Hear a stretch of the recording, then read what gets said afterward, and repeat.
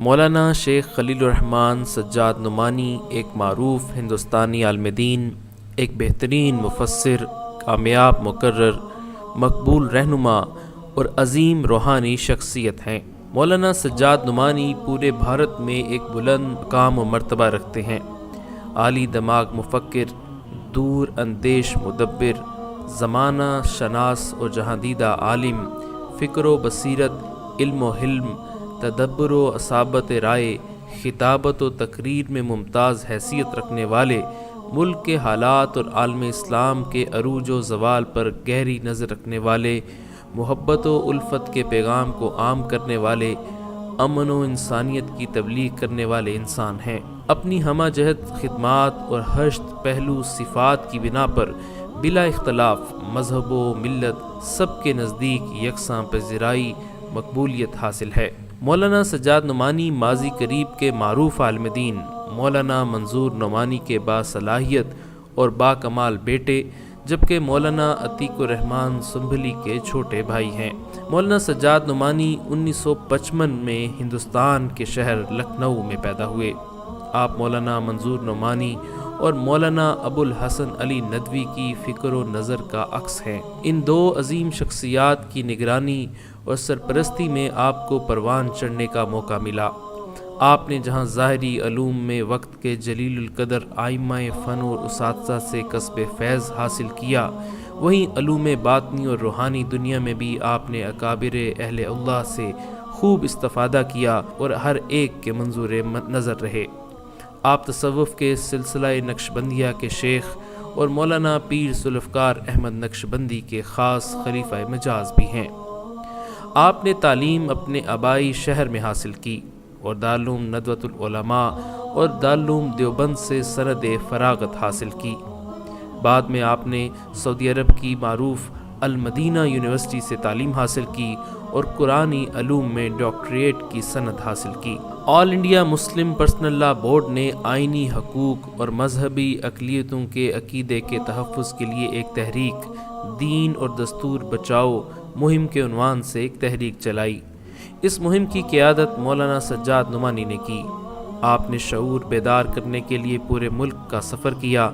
آپ نے ہندوستانی نوجوانوں کو دہشت گردی کی سرگرمیوں کی طرف راغب ہونے سے روکنے کے لیے حکومت، قانون نافذ کرنے والے اداروں، مذہبی اسکالرز اور میڈیا کے ساتھ مشترکہ اقدام پر زور دیا۔ مولانا سجاد نعمانی نے بام سیف اور عیسائیوں، سکھوں، کرناٹک اور متعدد قبائلی برادریوں جیسے مذاہب کے علماء کے ساتھ مل کر یکساں سول کوڈ کے خلاف مہم بھی چلائی۔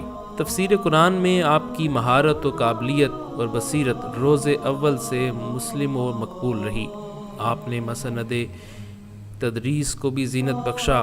آپ کے قلم سے نکلنے والے ماہنامہ الفرقان کے اداریے علماء کے لیے بالخصوص اور تمام اردو داں اور دانشوروں کے لیے بالعموم سرمایہ بصیرت سمجھے جاتے ہیں۔ آپ کی عظمت، شخصیت اور آپ کی گراں قدر خدمات کو پوری دنیا جانتی ہے۔ آپ نے اپنی زندگی کو شروع سے آج تک انسانیت کی خدمت میں کھپایا ہے۔ ہر میدان میں آپ نے دین کی اور انسانیت کی فلاح و بہبودی کے لیے تگ و دو کی۔ بھارت میں تقریر و خطابت میں آپ کی منفرد پہچان ہے۔ ہزاروں کا مجمع، علماء اور عوام کا جمع غفیر آپ کی پر اثر، بصیرت افروز، فکر انگیز، چشم کشا تقریر کو سننے کے لیے ہر طرف سے دوڑا چلا آتا ہے۔ سحر انگیز خطابت اور مؤثر اسلوب اور دل نشیں انداز بیاں کے لوگ شروع سے گرویدہ رہے ہیں۔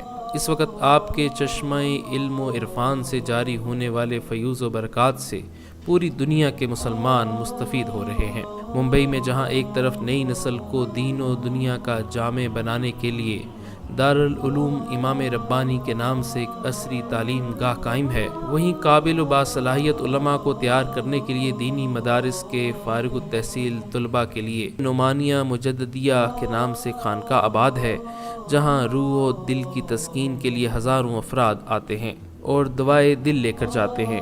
ویران قلب کو محبت الہی اور جذبہ اتباع سنت سے آباد، روشن اور منور کر کے لوٹتے ہیں، اور ہر ماہ کے آخری اتوار کو ماہانہ مجلس کا بیان پوری دنیا میں سنا جاتا ہے۔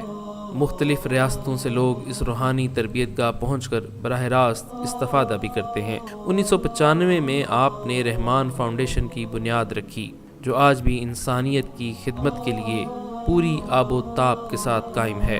بہت سے دینی ادارے آپ کی سرپرستی میں قائم ہیں، مختلف تنظیموں کے آپ رکن ہیں، اور بالخصوص آل انڈیا مسلم پرسنل لا بورڈ کے آپ ترجمان ہیں۔ گزشتہ تقریباً 35-40 سال سے وہ خدمت انسانیت کو اپنا اوڑھنا بچھونا بنائے ہوئے ہیں، اور جن کی صبح و شام دن و رات ملک و ملت کے لیے وقف ہیں۔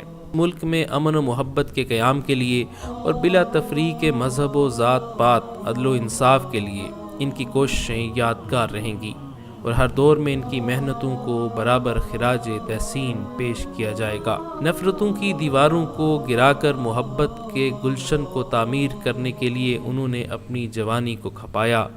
ملک کے ہر طبقے کو اپنی ذمہ داریوں کو ادا کرنے اور اپنے مقام و منصب سے آگاہ کرنے کے لیے، جن کی غیر معمولی فکریں رہیں، جو اپنی ذات میں ایک انجمن ہیں، اور جن کے نقش قدم پر ایک کارواں چلتا ہے، جن کی کشت فکر سے ایک دنیا فیضیاب ہوتی ہے۔ اللہ تعالیٰ آپ کی عمر میں برکت عطا فرمائے اور آپ کو ہر شر و فتنے سے محفوظ فرمائے، آمین۔